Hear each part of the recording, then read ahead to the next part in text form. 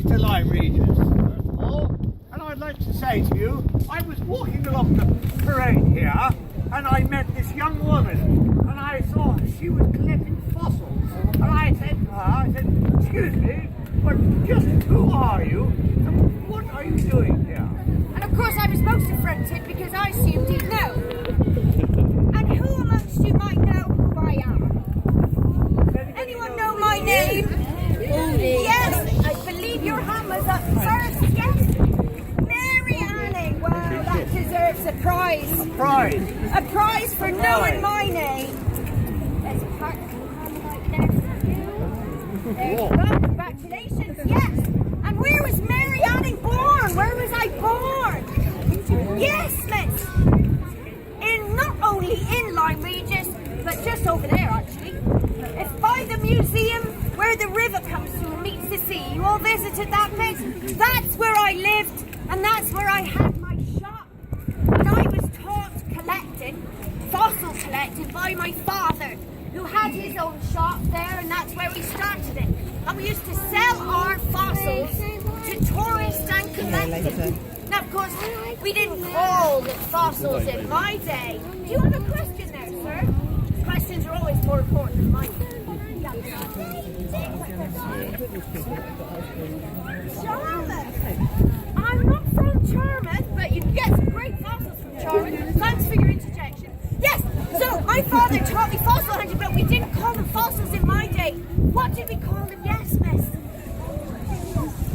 Curiosity. That deserves a prize if I ever. I'm going to give all my fossils away. There you go. There's an ammonite for you. Yes, we call them curiosity. And why did we call them curiosity? Well, because we were curious as to how they arrived on our land, in our cliffs. There were some people who thought stones like this were put in the earth by God as a decoration, to decorate the inside of the earth, just like flowers decorated the outside, or that they were presents, treasures for us to find out. Indeed they were, and they earned us a lot of money when we polished them up and sold them.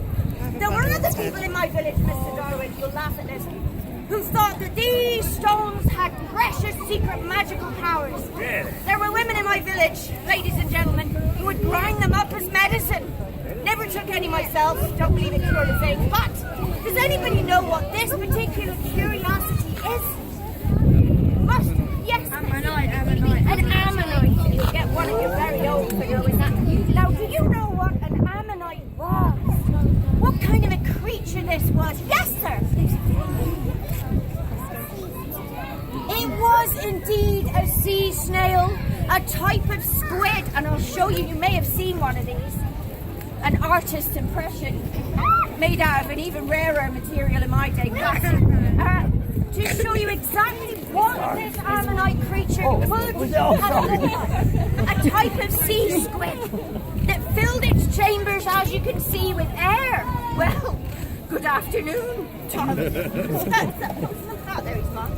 How did I know that? I'm from the past and I know these things. Yes, they filled these chambers with air so that they could regulate how they moved inside the oceans, just like sea divers do today.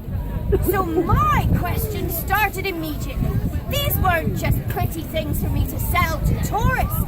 They were a much more interesting mystery. And of course, an even greater mystery was why I've been given this as headwear.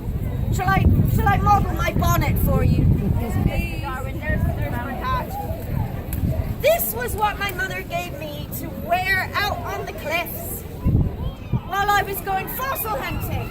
Now, as you can imagine, well, I don't know if any of you know that I had a dog at one point. This is where it gets a bit serious.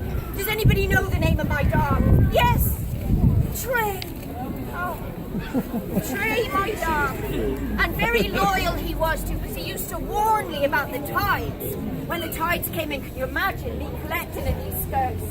Ladies and gentlemen, ladies who have ever got their clothes wet, heavy skirts, soaked with seawater, I'd be dragging myself across these cliffs.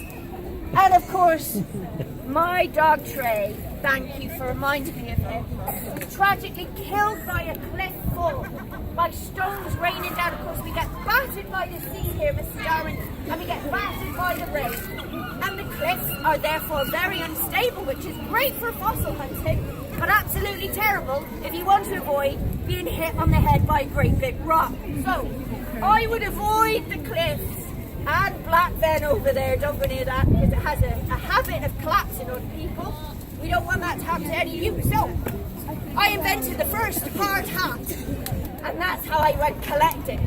Now, does anybody else know what I was most famous for discovering in the cliffs? I believe yours is the first hand up. Not only is she sported a fossil on her actual face, but I do believe you know the name of the first massive skeleton that I discovered. An ichthyosaur, and you're quite right, it was that big. Well, at least its head was. Does anyone know the story of how I found it? No?